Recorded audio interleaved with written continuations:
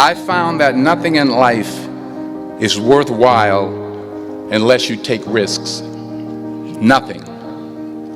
Nelson Mandela said, "There is no passion to be found playing small and settling for a life that's less than the one you're capable of living." Now, I'm sure in your experiences in school and applying to college and picking your major and deciding what you want to do with life, I'm sure people have told you to make sure you have something to fall back on.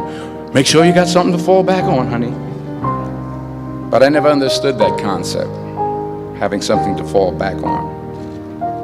If I'm going to fall, I don't want to fall back on anything except my faith.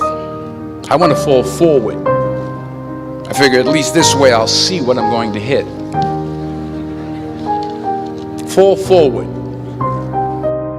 Thomas Edison conducted 1,000 failed experiments. The 1,001st was the light bulb. Fall forward. Every failed experiment is one step closer to success. You've got to take risks, and I'm sure you've probably heard that before, but I want to talk to you about why that's so important. I got 3 reasons, and first, you will fail at some point in your life. Accept it. You will lose. You will embarrass yourself. You will suck at something. Embrace it, because it's inevitable. And I should know. In the acting business, you fail all the time. Early on in my career, I auditioned for a part in a Broadway musical. Perfect role for me, I thought, except for the fact that I can't sing. So I assumed I didn't get the job. But the next part of the audition, he called me back. The next part of the audition is the acting part of the audition.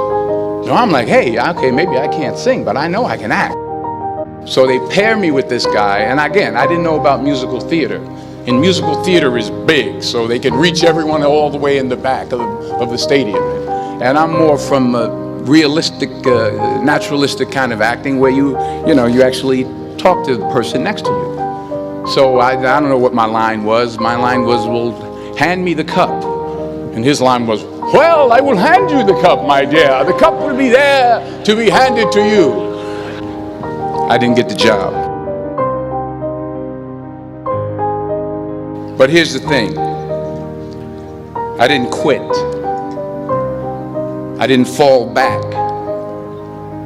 I walked out of there to prepare for the next audition, and the next audition, and the next audition. I prayed. I prayed. And I prayed.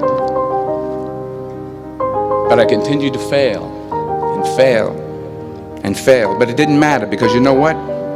There's an old saying, you hang around the barbershop long enough, sooner or later you're going to get a haircut. So you will catch a break, and I did catch a break. If you don't fail, you're not even trying. I'll say it again. If you don't fail, you're not even trying. My wife told me this great expression. To get something you never had, you have to do something you never did. Les Brown's a motivational speaker. He made an analogy about this. He says, imagine you're on your deathbed, and standing around your deathbed are the ghosts representing your unfulfilled potential. The ghost of the ideas you never acted on. The ghost of the talents you didn't use. And they're standing around your bed, angry, disappointed, and upset. They say, we came to you because you could have brought us to life, they say. And now we have to go to the grave together. So I ask you today, how many ghosts are going to be around your bed when your time comes?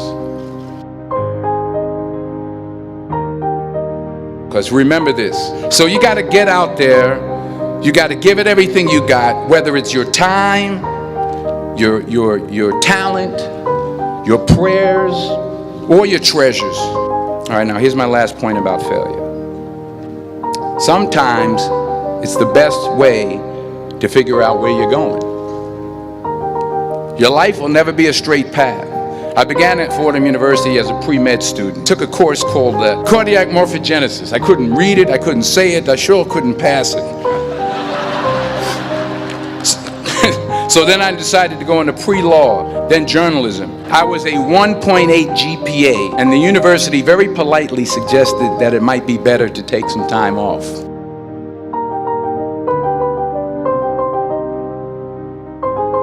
I was 20 years old. I was at my lowest point. And then one day, and I remember the exact day, March 27th, 1975, I was helping my mother in her beauty shop. My mother owned a beauty shop up in Mount Vernon. And there was this older woman who was considered one of the elders in the town. And I didn't know her personally, but I was looking in the mirror. And every time I looked at the mirror, I could see her behind me. And she was staring at me. She just kept looking at me. Every time I looked at her, she kept giving me these strange looks. So she finally took the dryer off her head and she said, "Young boy, I have a prophecy, a spiritual prophecy." She said, "You are going to travel the world and speak to millions of people."